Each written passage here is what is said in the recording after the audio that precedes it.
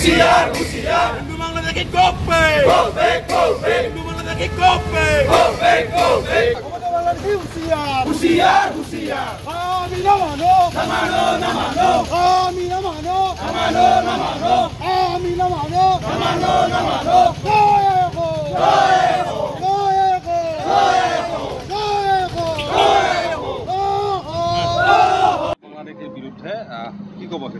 হয় আজি সদৌ অসম ছাত্ৰ সন্থাৰ আহ্বানত সমগ্ৰ অসমতে প্ৰতিখন জিলা ছাত্ৰ সন্থাই আজি এই কাৰ্যসূচী আমি ৰূপায়ণ কৰিছোঁ অসম চৰকাৰৰ যি হতকাৰী সিদ্ধান্ত এই সিদ্ধান্ত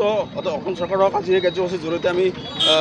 দাবী জনাইছোঁ বা সকনি জনাইছোঁ যে তেওঁলোকে এই অসম চৰকাৰৰ যি সিদ্ধান্ত এই সিদ্ধান্ত অতি শীঘ্ৰে বাতিল কৰক যে তাৰ আগতে অসম চৰকাৰে অসমৰ ৰাইজক এটা কথা জনাব লাগে যে যিখন আইন ইতিমধ্যে উত্তৰ পূৰ্বাঞ্চলৰ অসমক বাদ দি আটাইকেইখন ৰাজ্যৰ কাৰণে সেই আইনখন যদি বেয়া আৰু অসমৰ বি টি আৰৰ 5খন জিলা বা অসমৰ 3খন পাৰ্বত্য জিলাৰ কাৰণে যদি সেই আইনখন বেয়া তেনেহ'লে অসমৰ এই বাকীকেইখন জিলাৰ কাৰণে সেই আইনখন কেনেকৈ ভাল হ'ব পাৰে গতিকে এই কথাটোৰ উত্তৰ অসমৰ জনতাক দিব লাগে আৰু কোনো পধ্যে কোনো কাৰণতে কোনো হিন্দু বাংলাদেশীয়ে বা অবৈধ হিন্দু বাংলাদেশীয়ে অসমত যাতে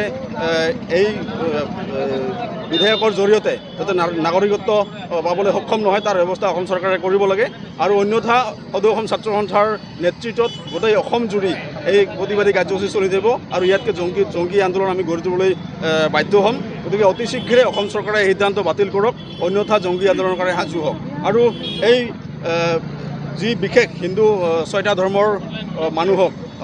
অবৈধ বাংলাদেশী মানুহক অসম চৰকাৰে যি ইতিমধ্যে প্ৰতিখন জিলাৰ আয়ুক্তসকললৈ জ্যেষ্ঠ আৰক্ষী অধীক্ষকসকললৈ তেওঁলোকে নিৰ্দেশ প্ৰদান কৰিছে গতিকে এই নিৰ্দেশ তেওঁলোকে বাতিল কৰক অন্যথা ছাত্ৰ সন্থাই বিভিন্ন দল সংগঠনৰ বা অসমৰ ৰাইজৰ সহযোগত জংগী আন্দোলন গঢ়ি তুলিবলৈ বাধ্য হ'ম আমি না মানো নামানো নামানো আমি না মানো নামানো নামানো আমি না মানো নামানো নামানো আমাদের বাংলাদেশে হুঁশিয়ার হুঁশিয়ার হুঁশিয়ার আমাদের বাংলাদেশে হুঁশিয়ার হুঁশিয়ার হুঁশিয়ার আমাদের বাংলাদেশে হুঁশিয়ার হুঁশিয়ার হুঁশিয়ার